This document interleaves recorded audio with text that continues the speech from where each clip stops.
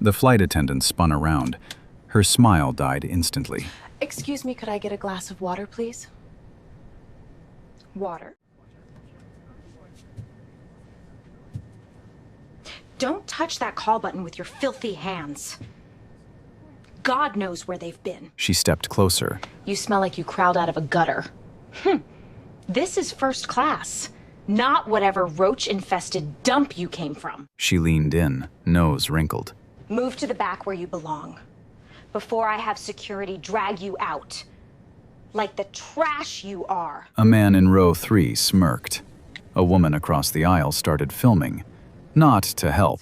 Then the flight attendant raised her hand and slapped the black woman across the face. The cabin went dead silent, but not one soul on that plane knew who was sitting in seat 2A. And in just a few minutes, every single person who laughed, filmed, and looked away would be begging for forgiveness. 6 hours earlier, the world looked nothing like the inside of that airplane. Washington, D.C., 5:30 in the morning. The sun hadn't cracked the horizon yet. The streets were still dark and quiet. Most of the city was asleep, but Wanda Palmer was already at her desk. She sat in her home office on the second floor of a modest brick townhouse in Georgetown. A single lamp glowed beside her laptop. A mug of black coffee, no sugar, no cream, sat within arm's reach. She'd been up since 4:45. Wanda was 46 years old, black, tall, sharp-featured, with deep brown eyes that never seemed to miss anything. She wore her hair in a neat twist, simple gold studs in her ears, and not a single piece of flashy jewelry on her body. She didn't need any of that. Because Wanda Palmer was the vice president of operations for Silver Line Airways, one of the largest regional carriers in the United States. Every safety protocol, every training manual, every service standard on every Silver Line flight in the country, her signature was on all of them. Every flight attendant, every ground crew supervisor, every cabin service manager reported up through her chain of command. But if you saw her on the street, you'd never guess it. That was intentional. 4 times a year, Wanda booked a seat on a random Silver Line flight. She used her personal name. No corporate title, no VIP escort, no pre-boarding. She dressed simply, moved quietly, and watched everything. These were her unannounced quality audits, and they were the reason Silver Line's service standards had improved 32% in 3 years. She picked up her phone. Her assistant, a young man named Dennis Crawford, was already on the line. Flight 1042 confirmed, Ms. Palmer. Reagan to Atlanta, first class, seat 2A. Departure at 11:15. Crew has no idea you're on the manifest. Good, Wanda said. That's exactly how I want it. She closed her laptop and stood. On the wall behind her hung 3 framed photographs. The first showed her mother, a schoolteacher from Tuskegee, Alabama, who spent 40 years teaching children to read. The second was her father, one of the first black air traffic controllers in Virginia, hired in 1971 when most people in the tower didn't think a black man could handle the job. The third photo was Wanda herself, standing on a tarmac in front of a Silver Line jet, the day she was promoted to VP. She looked at her mother's picture for a long moment. Then she picked up her travel bag and headed for the door. Reagan National Airport was already buzzing when she arrived. Morning rush, suits and roller bags, coffee lines stretching past the bookshop, the sharp smell of espresso and floor cleaner mixing in the terminal air. Wanda moved through TSA like everyone else. No fast lane, no special badge. She stood in line. She took off her shoes. She waited. At gate 14, she found a seat near the window and opened a book.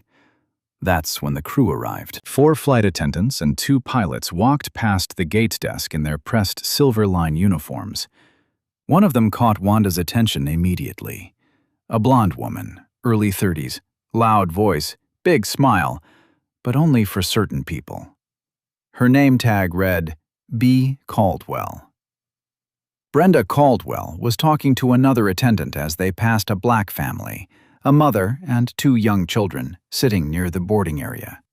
"I swear," Brenda said, not even lowering her voice, "every flight gets worse.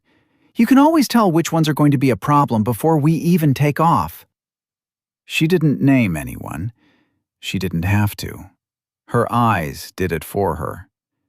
The other attendant, a quieter brunette named Donna Sweeney, looked down at her shoes and said nothing. Wanda watched all of this over the top of her book. She didn't react. She didn't write anything down. Not yet. But she remembered every word. Boarding began at 10:50. Group 1 was called first. Wanda stood, tucked her book into her leather carry-on, and joined the line. She moved quietly. No rushing, no cutting ahead. Just a woman with a boarding pass waiting her turn. The jet bridge smelled like recycled air and rubber. The narrow tunnel funneled passengers single file toward the aircraft door. The carpet under her shoes was worn thin from 1,000 footsteps a day. She stepped onto the plane. The first-class cabin was small, 12 seats arranged in pairs, cream leather, warm overhead lighting, the faint scent of fresh linen from the pillow sets on each seat. A soft jazz playlist hummed from the cabin speakers. Wanda turned left toward row 2. And that's when Brenda Caldwell stepped directly into her path. Brenda had positioned herself at the front of the cabin with a beverage cart angled sideways, half blocking the aisle. She was smiling at a white man in a gray suit settling into seat 1A. "Welcome aboard, sir." Can I get you anything before we take off? Sparkling water, orange juice. We have a lovely pre-departure champagne today. The man smiled back.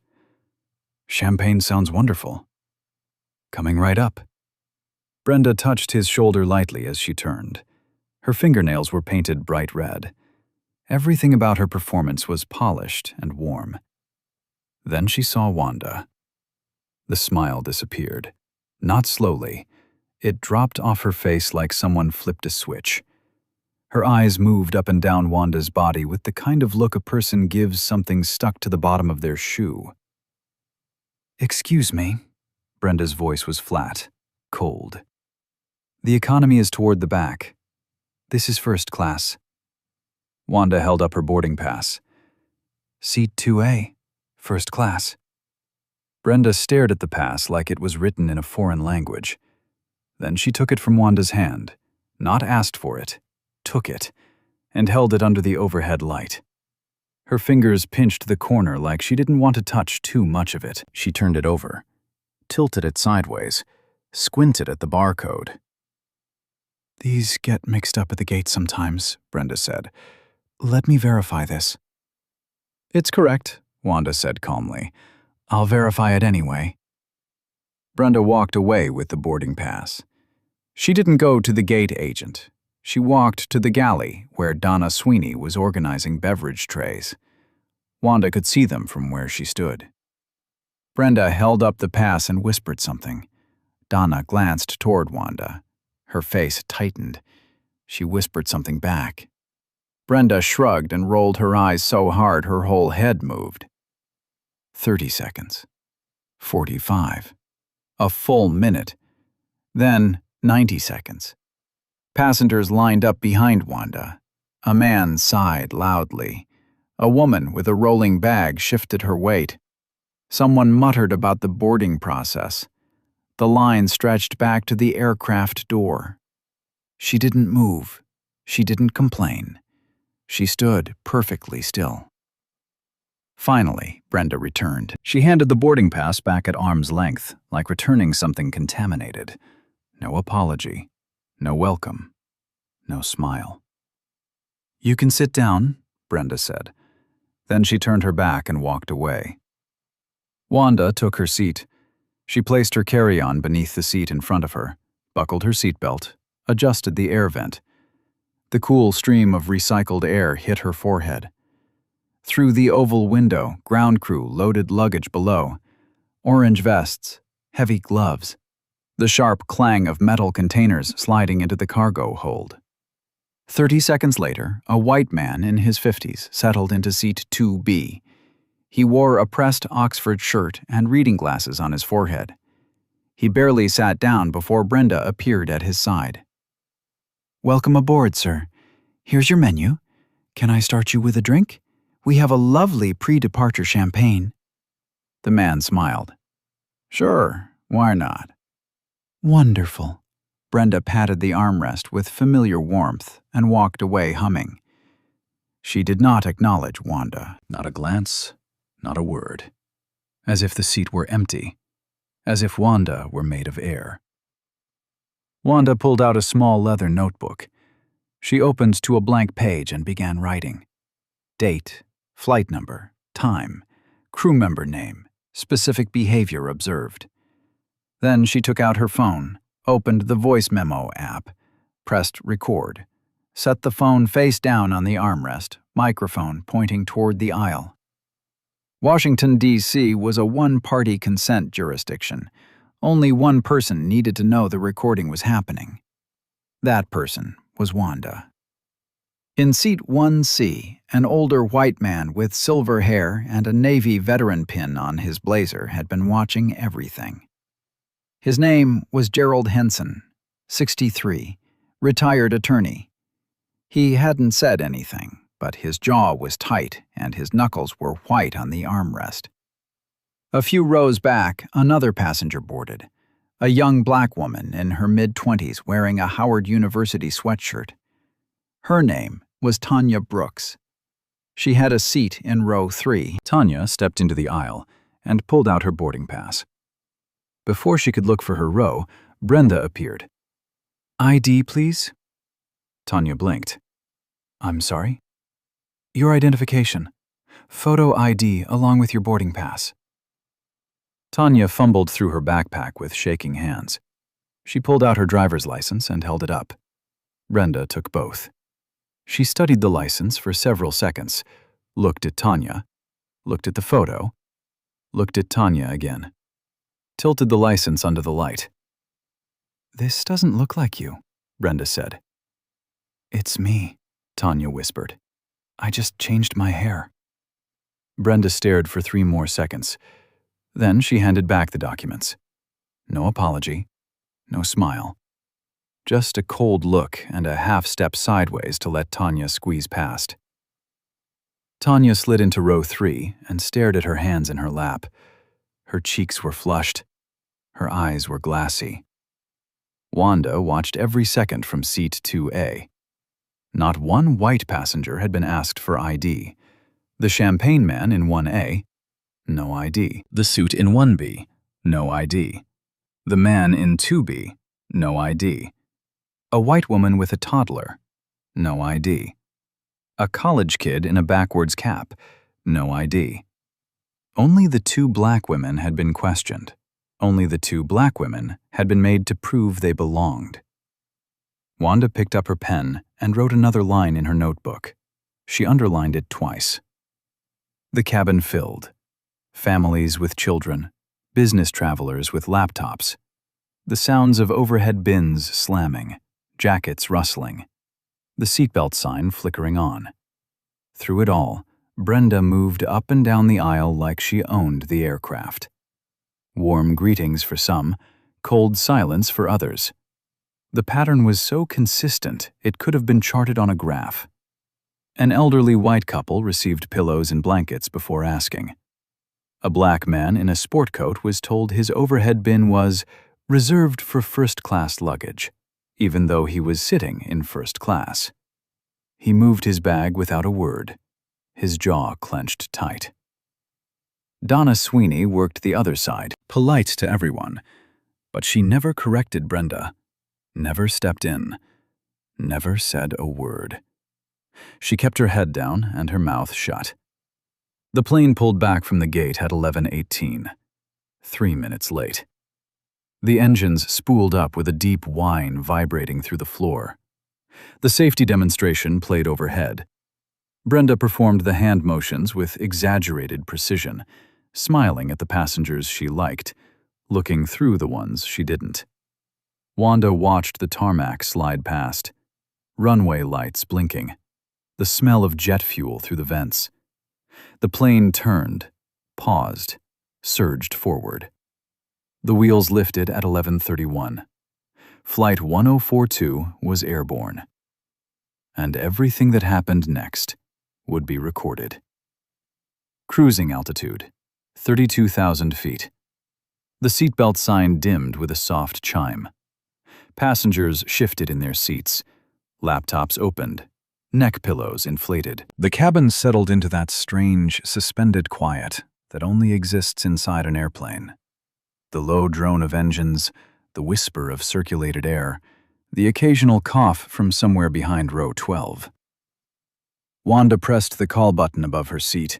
A small orange light blinked on.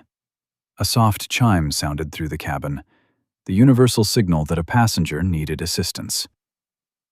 1 minute passed. Brenda was standing in the forward galley, leaning against the counter, scrolling through her phone. She glanced up at the blinking light. She saw which seat it came from. She looked back down at her phone and kept scrolling. 2 minutes passed. The light kept blinking. The soft chime had long faded, but the orange glow pulsed steadily above seat 2A, like a tiny heartbeat nobody wanted to acknowledge. Wanda did not press it again. Not yet. She sat still with her hands folded in her lap, watching, waiting, counting every second in her head, recording every second on her phone. 3 full minutes. Gerald Henson in 1C noticed. He looked up at the blinking light. He looked toward the galley where Brenda stood. He looked at Wanda. His jaw tightened and his mouth pressed into a hard, thin line. Finally, Wanda pressed the button a second time. Brenda let out a sigh loud enough to carry 2 rows deep. She tucked her phone into her apron pocket and walked toward seat 2A with the enthusiasm of someone approaching a task she found revolting. What? Not what can I help you with, not how may I assist you, just the single word, flat, irritated, barely even shaped like a question. "I'd like a glass of water, please," Wanda said, "and a menu for the meal service." Brenda crossed her arms over her chest. "Meal service already came through." Wanda looked toward the galley. The meal cart was sitting right there, still sealed. The aluminum foil covers on the trays were untouched. No steam, no movement. That cart had not rolled a single inch since takeoff. "The cart hasn't moved," Wanda said. Her voice was calm, measured, the tone of someone stating an observable fact. Brenda didn't flinch. "First-class meals are served on a first-come basis. You must not have been paying attention when I came around." She never came around. Wanda knew it. Brenda knew it. The man in 2B knew it. He glanced sideways at Wanda with a tight, uncomfortable expression and said absolutely nothing. "I see," Wanda said. "Then just the water, please." Brenda spun on her heel and marched to the galley. She poured water into a plastic cup. She walked back and set it on Wanda's tray table, not gently, not with care, but with a sharp clack that sent a cold splash over the rim and onto Wanda's cream blouse. A dark, wet circle bloomed on the fabric just above her elbow. Brenda did not apologize. She did not offer a napkin. She did not even pause. She simply turned and walked away as if she had completed an unpleasant errand. Wanda looked down at the wet spot spreading on her sleeve. She blotted it with her own tissue from her bag. She picked up her pen and wrote another line in the notebook. Time. Description. Exact words spoken. 15 minutes passed. The cabin hummed with quiet routine. Then the meal cart finally moved. Donna Sweeney wheeled it carefully down the aisle. She served every first-class passenger a tray with a polite nod. When she reached 2A, she placed Wanda's tray gently on the table and said softly, "Here you go, ma'am. Sorry for the wait." It was the first time any crew member had addressed Wanda like a human being since she stepped onto this aircraft. 6 words that carried the weight of an apology Donna couldn't fully give. Wanda nodded. "Thank you, Donna." After the meal trays were collected, Wanda needed her laptop. She had operational reports to review before landing. Her bag was in the overhead bin directly above her seat. She unbuckled her seatbelt and stood up carefully. She reached up and pressed the silver latch on the bin. Brenda appeared from nowhere. She closed the distance in 3 fast steps, faster than she had moved for anything else the entire flight. She slammed both palms against the overhead bin and shoved it shut. The heavy plastic panel banged closed with a crack that echoed through the cabin like a gunshot. The edge missed Wanda's fingers by less than half an inch. Wanda yanked her hands back. She felt the rush of displaced air across her fingertips. Her pulse spiked for the first time all flight. "Passengers need to remain seated during active service," Brenda snapped. Her voice was loud and sharp, and meant for an audience. Wanda looked around the cabin. There was no active service. The meal cart was stowed. Donna was collecting napkins near row 6. The aisle was completely empty. "There's no service happening," Wanda said. "I determine when service is active on my aircraft," Brenda said. She planted herself in the aisle with her shoulders squared and her chin lifted. "Sit down." Wanda did not sit. She met Brenda's eyes. "I'd like to speak with the lead flight attendant, please." Brenda stepped closer, close enough that Wanda could smell the synthetic vanilla of her lotion and the staleness of reheated coffee on her breath. Close enough that their faces were barely 18 inches apart. "I am the lead flight attendant on this aircraft." Each word came out slow and hard and soaked in authority. "So if you've got a problem, you can scribble it on a comment card when we land. Until then, sit down, stay quiet, and stop making this flight difficult for everyone else." Wanda held the stare for 3 seconds. Then she lowered herself back into her seat. She picked up her pen. Her handwriting was still steady. Not a single letter shook. But the atmosphere in the cabin had changed. The air felt thicker, tighter. Several passengers were watching openly now. Several Henson had rotated fully in his seat. His reading glasses were off, and his eyes were locked on Brenda. Tanya Brooks in row 3 gripped both armrests so hard her knuckles ached. A couple in row 4 had their phones resting on their tray tables, screens dark but cameras ready. 10 minutes of tense silence crawled past. Then Wanda stood again. She needed that laptop bag. She had a job to do and every right to access her own luggage in her own overhead bin on a flight she had paid for. She reached up and pressed the latch. This time Brenda grabbed her. Not her sleeve, not a tap on the shoulder. Brenda's fingers wrapped around Wanda's left wrist and wrenched it downward, hard. The grip was tight enough to leave marks. Wanda felt the pressure compress against bone. "I told you to stay seated," Brenda hissed through clenched teeth. Her face was red. A vein pulsed on the side of her neck. "Let go of me," Wanda said. "Sit down." "Let go of my arm right now." The struggle lasted 4 seconds. Wanda pulling back, Brenda yanking down, bodies twisting in the narrow aisle between leather seats. Then Brenda's right hand released its grip, swung upward in a wide arc, and came down, open palm, full force, across the left side of Wanda's face. The sound cut through the cabin like a crack of lightning. Sharp, unmistakable. The sound of skin striking skin at full speed. Every conversation died. Every screen dimmed. Every pair of eyes in the first-class cabin locked onto row 2.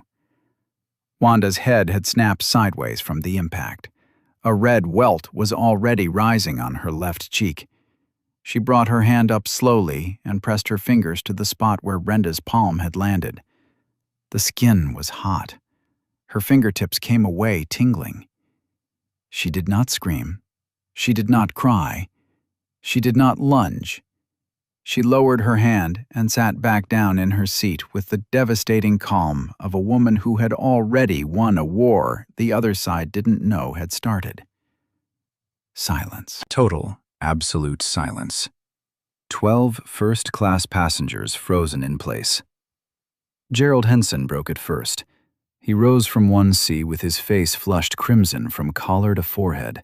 His voice shook with barely controlled fury. "What the hell did you just do to that woman?" Brenda was breathing hard. Her chest heaved. Her eyes darted across the cabin, scanning for allies, for validation, for anyone who looked like they agreed with her.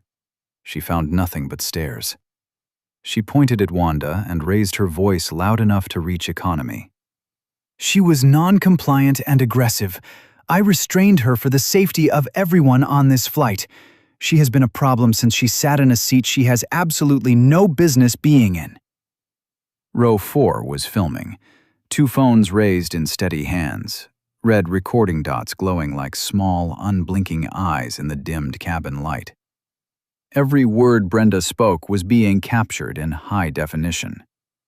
Tanya Brooks in row 3 was crying without sound, tears sliding down her face and dropping onto the Howard University letters on her sweatshirt. She wasn't crying from shock. She was crying from recognition. Because she had been in rooms and buses and stores where this exact thing happened, and nobody ever did a single thing about it. Brenda smoothed the front of her uniform with both hands. She straightened her name badge. She pointed at Wanda one final time with a steady, manicured finger. "When we land, security will be waiting. For you. Not me." Then she turned and walked back toward the galley with the posture of a woman who believed she had just restored order to her aircraft. Wanda sat still. Her phone continued recording on the armrest. Her notebook remained open. The mark on her cheek was deepening from pink to a dark, angry crimson that spread toward her jawline. She closed her eyes. She took one long breath in through her nose. She held it. She released it slowly through parted lips. Then she opened her eyes and she waited. The cockpit door opened. It wasn't a slow, cautious opening. It swung wide with purpose. Captain James Whitfield stepped through the narrow frame and into the first-class cabin. He was tall, broad-shouldered. Silver streaks ran through his dark hair above both temples.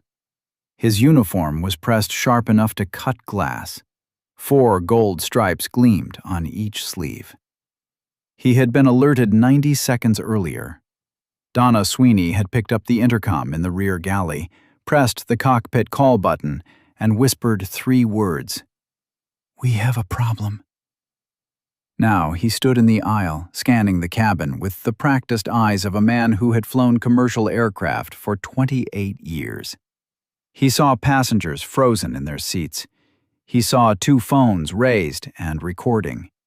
He saw Gerald Henson standing in the aisle near row 1 with his fists clenched at his sides. Then he saw Wanda. She was sitting in 2A, hands folded, back straight. A dark red mark spread across her left cheek, like a bruise already forming under the skin. Captain Whitfield's expression changed. Not dramatically, not with a gasp or wide eyes. It changed the way a steel door closes. Slow, heavy, and final. His jaw locked, his shoulders squared, his eyes narrowed into something between recognition and controlled fury. He knew that face. He had seen it across a conference table at Silverline's annual leadership summit in Dallas. He had seen it on the cover of the company's internal magazine. He had shaken that hand at a crew safety awards dinner in Chicago where she gave the keynote speech. He had sat in a training session she personally redesigned after a string of passenger complaints 2 years ago. He knew exactly who was sitting in seat 2A. Brenda came walking up from the galley. She had fixed her hair and straightened her apron. She wore the expression of someone ready to file a report, confident, justified, already composing the version of events that made her the hero. "Captain, I'm glad you came out. The passenger in 2A has been disruptive and non-compliant since boarding. I was forced to physically intervene for cabin safety. I've already told her that security will meet her at the gate." She said it all without hesitation, rehearsed, polished, every word designed to build a wall between herself and blame. Captain Whitfield did not look at Brenda while she spoke. He kept his eyes on Wanda. When Brenda finished, the silence that followed lasted 5 full seconds. Then he turned to Brenda. "Do you know who this passenger is?" Brenda blinked. The question clearly wasn't what she expected. She's a passenger in 2A who has been..." "Do you know her name?" No, I don't know her name. That's not the point." "Her name," Captain Whitfield said, "is Wanda Palmer." The name hung in the air. Brenda's mouth stayed open, but no sound came out. Her brow creased like she was trying to place it. Captain Whitfield continued. His voice was steady and clear, and loud enough for every person in first class to hear. "Wanda Palmer is the Vice President of Operations for Silver Line Airways. She oversees every safety protocol, every training manual, and every service standard on this airline. She is the reason you have a crew handbook. She is the reason you went through recertification last March." He paused, let the words settle like stones dropped into still water. "She is, effectively, our boss." Brenda's face went white, not pale, white. The color drained from her cheeks so fast it looked like someone had pulled a plug beneath her skin. Her lips parted. Her hands began to tremble at her sides. The confident posture collapsed like a building losing its foundation, shoulders dropping, spine curving, chin falling toward her chest. I didn't," her voice cracked. "I didn't know who she..." "That," Wanda said quietly from her seat, "is exactly the problem." Every head in the cabin turned toward her. Wanda looked up at Brenda. Her eyes were steady. Her voice carried no anger, no shouting, no venom. Just a calm, factual weight that was somehow worse than all of those things combined. "You shouldn't need to know who I am to treat me with basic human dignity. You shouldn't need to see a title or a badge or a business card to decide that a passenger deserves a glass of water, or a meal, or to open her own luggage without being assaulted." Brenda's eyes filled with tears. Her mouth moved, but nothing came out. She looked at Captain Whitfield. She looked at the passengers. She looked at the phones still recording. She found no rescue anywhere. Captain Whitfield stepped aside and gestured toward the rear of the aircraft. "Miss Caldwell, you are relieved of duty for the remainder of this flight. You will remain in the aft galley, and you will not interact with any passenger. Ground security and a corporate HR representative will meet this aircraft when we land." Brenda opened her mouth one more time. "Captain, if I could just..." "That is not a request. Go. Now." Brenda turned. Her heels clicked against the cabin floor. Unsteady, uneven, nothing like the sharp, confident rhythm from before. She walked past row 3, where Tanya Brooks sat watching with wet eyes. She walked past row 4, where 2 phones tracked her every step. She disappeared through the curtain into the economy. She did not come back. Gerald Henson lowered himself into his seat. He pulled a business card from his wallet and leaned across the aisle toward Wanda. "Ma'am, my name is Gerald Henson. I'm a retired attorney. I witnessed everything from the moment you boarded. Whatever you need, a statement, a deposition, testimony, you have it." Tanya Brooks stood from row 3. Her voice was shaking but clear. I saw everything too. The ID check, the way she treated you, all of it. I'll testify. The man in 2B finally spoke for the first time. His face was pale with shame. I should have said something earlier. I'm sorry. I'll give a statement too. Wanda looked at each of them. She nodded once. Thank you. Then she picked up her notebook, turned to a fresh page, and began writing her official incident report at 32,000 feet. The wheels touched down in Atlanta at 1:42 in the afternoon. The tires screeched against hot asphalt. The engines roared into reverse thrust. The cabin rattled and shook as the aircraft slowed from 150 miles per hour to a crawl. Nobody in first class moved to unbuckle their seatbelt. Nobody reached for the overhead bins. Nobody stood up. The cabin felt like a courtroom waiting for a verdict. The plane taxied to gate B-16. The jet bridge extended and locked against the fuselage with a heavy metallic thud. The door opened, and warm Georgia air rushed into the cabin. Humid, thick, carrying the faint smell of diesel and summer rain. 2 Silver Line security officers stepped on board first. They wore dark suits and company ID badges clipped to their breast pockets. Behind them stood a woman in a navy blazer with a leather portfolio under her arm. Her name was Carolyn Davis, Senior Director of Human Resources for Silver Line Airways. She had driven straight from the corporate office the moment Captain Whitfield's in-flight report reached the Ground Operations Center. Carolyn looked at the captain. He tilted his head toward the rear of the aircraft. The 2 security officers walked down the aisle. Every passenger watched them pass. The officers disappeared through the curtain into economy. 30 seconds later, they returned with Brenda Caldwell walking between them. Brenda's face was blotchy and swollen from crying.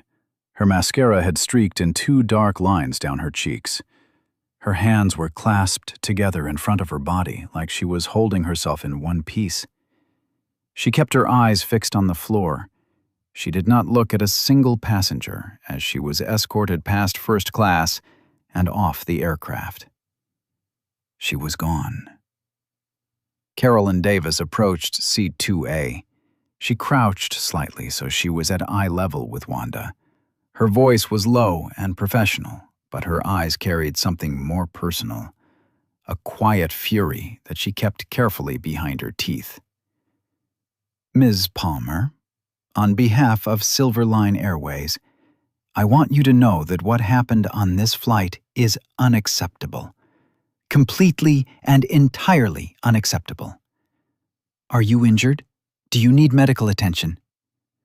Wanda touched her left cheek. The welt had deepened to a dark reddish purple. It was tender and warm under her fingertips. I'm fine, Wanda said. But I have a full audio recording of the flight from before boarding through landing. I also have a written incident log with timestamps. She held up the leather notebook. And I believe several passengers have video footage. Carolyn nodded. We'll need all of it. Gerald Henson stood from 1C. He handed Carolyn his business card. Gerald Henson, retired attorney. I witnessed everything from the boarding process onward. I'll provide a full written statement. Tanya Brooks appeared from row 3. Her eyes were still red. I have a statement too. She checked my ID when she didn't check anyone else's. I want that on the record. The couple in row 4 stepped forward. The woman held up her phone. We recorded the incident. From the moment she grabbed the passenger's arm through the slap and everything after. All of it. Carolyn collected contact information from every witness. She wrote each name carefully in her portfolio. Gerald Henson, Tanya Brooks. The couple from row 4, Nathan and Allison Moore. The man from 2B, who had stayed silent too long and now couldn't speak fast enough.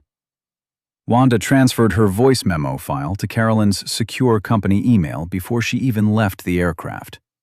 43 minutes of continuous audio. Every word Brenda had spoken, every refusal of service, every insult. The slap, captured as a sharp crack, followed by dead silence. At the gate, Brenda was seated in a small, windowless office used for crew debriefings. A security officer stood outside the door. Carolyn entered and sat across from her. "You are suspended without pay, effective immediately," Carolyn said, "pending a full investigation into passenger discrimination, verbal abuse, physical assault, and violation of Silver Line's passenger dignity policy." Brenda's voice was hoarse from crying. She leaned forward in the plastic chair. "It was a misunderstanding. She was being difficult. I was trying to maintain order in the cabin." "I've never had a complaint before." Carolyn opened her portfolio. "You have 6 prior complaints, all filed by passengers of color, all flagged in the system, all closed without action." She paused. "That changes today." Brenda stared at the table. Her fingers twisted a crumpled tissue into a tight white knot. Outside the office, Wanda stood at the gate window looking out at the aircraft she had just left. Her reflection stared back at her. The swollen cheek, the calm eyes, the straight posture that hadn't bent once through the entire ordeal. She pulled out her phone and called Harrison Cole, the CEO of Silver Line Airways. He answered on the second ring. "Harrison, it's Wanda. I need to brief you on something that just happened on Flight 1042. She spoke for 4 minutes. Factual, precise. No emotion in her voice, just data and evidence and a clear recommendation. "I want a full, system-wide audit of every discrimination complaint filed in the last 36 months. Every single one, and I want it on my desk within 2 weeks. Harrison Cole was quiet for a long moment. Then he said, "You'll have it in 10 days. Wanda hung up. By 6 o'clock that evening, one of the passenger videos had been posted online. By midnight, it had been shared 48,000 times. By the following morning, it had crossed 2 million views. The world was about to find out what happened on Flight 1042. The video hit the internet like a match dropped into gasoline. By Tuesday morning, 48 hours after landing, the footage had crossed 11 million views. The clip was 41 seconds long. Brenda grabbing Wanda's wrist. The slap. The stunned silence. Brenda pointing and shouting about security. 41 seconds that captured everything words could never explain. The hashtag started on Twitter. 3 words. Hashtag Justice for Wanda. Within 6 hours, it was trending nationally. CNN ran the story Tuesday afternoon. They played the clip twice and interviewed an aviation law expert who said the conduct could constitute criminal assault under Georgia law. NBC followed that evening with a second video from a different angle in row 4. This one was worse. It showed the full buildup, the ignored call button, the slammed overhead bin, the contempt on Brenda's face before the slap. The second video proved the first wasn't an isolated moment. It was the climax of a pattern. By Wednesday, every major outlet had the story. Washington Post, Atlanta Journal-Constitution, USA Today, local affiliates in 38 markets. The conversation had grown beyond one flight attendant and one passenger. It was about a system that let someone like Brenda accumulate 6 complaints without consequence. Inside Silver Line's headquarters in Dallas, Wanda sat at the head of a conference table. Across from her were Carolyn Davis, the chief legal counsel, and 2 internal affairs investigators. 6 folders were stacked in the center of the table. Each one contained a prior complaint against Brenda Caldwell. Wanda opened the first, filed 14 months ago by a black businessman. Brenda had refused him a meal and questioned his seat assignment. Marked, resolved, no action. Second folder, 11 months ago, a Latina mother with an infant. Brenda questioned her ticket and told her to move seats. Marked Resolved, Verbal Counseling. 3rd, 4th, 5th, 6th. Different passengers, different flights, different cities. Same flight attendant, same behavior. Same result. Nothing. Wanda closed the last folder. 6 complaints, 6 passengers of color, 0 consequences. How? Carolyn met her eyes. Handled at the regional level. Station supervisors reviewed them individually. Nobody connected the dots. Nobody looked, Wanda said. There's a difference. The investigation concluded Friday. Brenda Caldwell had engaged in racially discriminatory behavior over 14 months, physically assaulted a passenger, and filed a false report. She had violated 11 sections of the crew conduct manual. The recommendation was unanimous. Termination. Effective immediately. Brenda received the call at her apartment in Arlington. Her employment was terminated for cause. Credentials revoked. System access disabled. Her name was flagged in the industry-wide database maintained by the Air Transport Association. She would not work in commercial aviation again. But the consequences kept building. The Fulton County District Attorney announced formal charges the following Monday. Simple battery under Georgia Code Section 16-5-23. A misdemeanor, but under the most public spotlight imaginable. Brenda's attorney called it an unfortunate misunderstanding. The internet responded by replaying the second video. There was nothing to misunderstand. 2 weeks later, Wanda filed a civil lawsuit. Assault. Intentional infliction of emotional distress. Violation of civil rights. Her attorney told reporters the suit was not about money.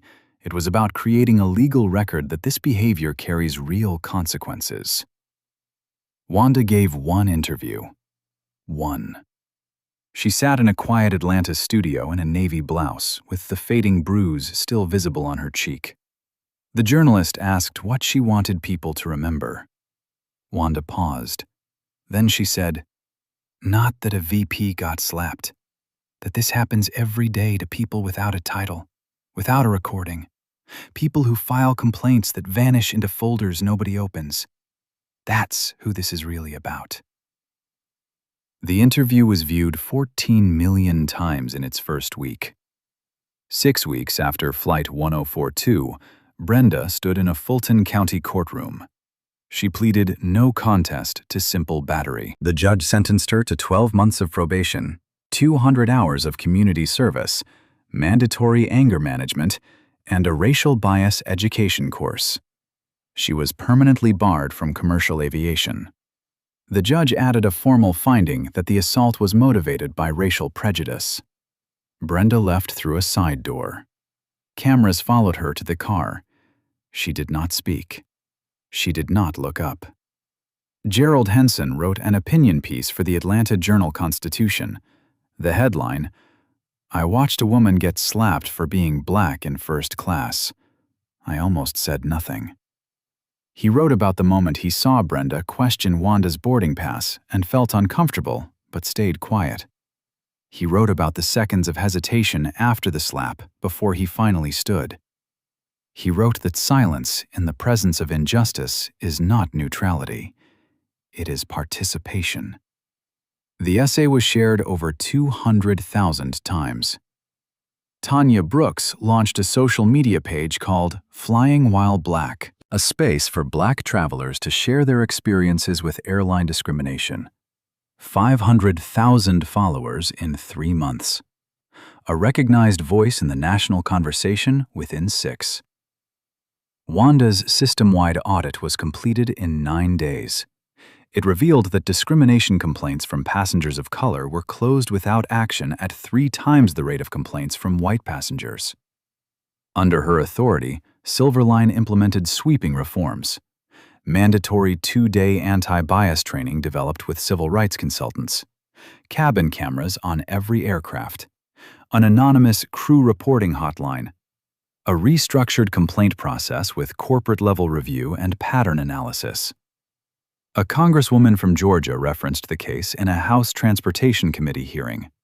She held up a screenshot of the video and called for federal legislation mandating anti-discrimination training across the commercial airline industry.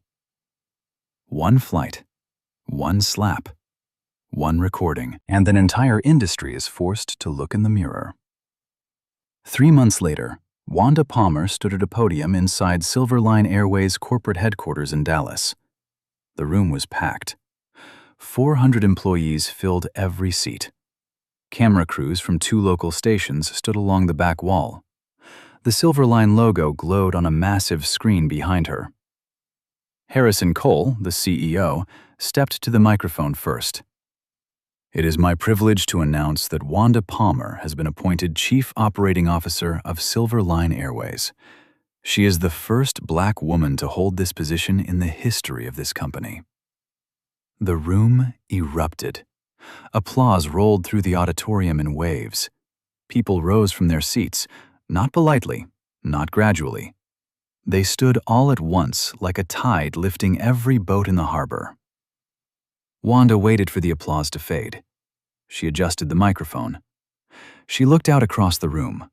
Pilots, flight attendants, ground crew, mechanics, gate agents, corporate staff, the people who made an airline fly. "Thank you," she said, "but I didn't take this job for the title.